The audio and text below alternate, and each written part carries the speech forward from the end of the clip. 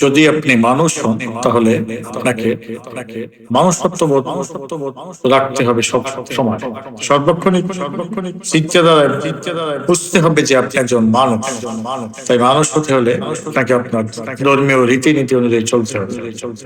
আর ধর্মীয় রীতিনীতি অনুযায়ী চলতে গেলে আপনাকে সেই অনুযায়ী কাজ করতে হবে। আপনি একটা দিক মানলেন, অন্য দিক মানলেন না, তাহলে তো আপনি মানুষ হতে পারলেন।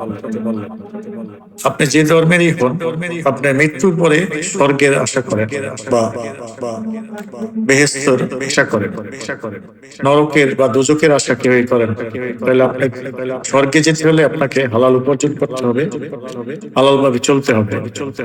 এই হালাল ভাবে চলা, হালাল উপার্জন করা, এটা করতে হলে আপনাকে সাধারণ জীবন যাপন করতে হবে। আপনাকে সত্যবাদী হতে হবে, ন্যায় নিষ্ঠাবান হতে হবে এবং ধর্মীয় রীতিনীতি পালন করতে হবে, যেমন নামাজ, রোজা, হজ, যাকাত এগুলো আদায় করতে হবে এবং বর্জন করতে হবে সুদ, ঘুষ, নেশা জাতীয় দ্রব্য, মানুষ ঠকানো, এগুলোকে বর্জন করতে হবে। তাহলে আপনি মানুষ হতে পারবেন, সত্যিকার একজন মানুষ, এবং আপনি স্বর্গের আশা বা জান্নাতের আশা করতে পারবেন। আর এই সমস্ত কিছু আমল এবং পালন কিভাবে করবেন? প্রতিটা ধর্মই হলো আমলীয় এবং পালনীয় জিনিস।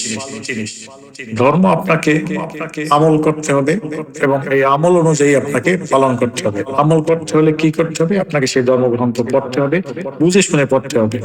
ধর্মগ্রন্থ পড়লে আপনার ছোঁয়া বাসে এবং মস্তিষ্ক ভালো থাকে এবং কি বলেছে আপনাকে সৃষ্টিকর্তা, কিভাবে চলতে হবে, দৈনন্দিন জীবন, রাষ্ট্রীয় জীবন, সামাজিক জীবন, সাংসারিক জীবন, সবকিছুই সেই ধর্মগ্রন্থে লিপিবদ্ধ আছে।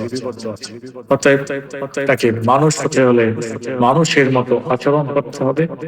আর মানুষের মতো আচরণ মানে আপনাকে সৎ, ন্যায়, নিষ্ঠাবান হতে হবে। ধন্যবাদ সবাইকে। আজ এ পর্যন্তই। সবাই ভালো থাকবেন।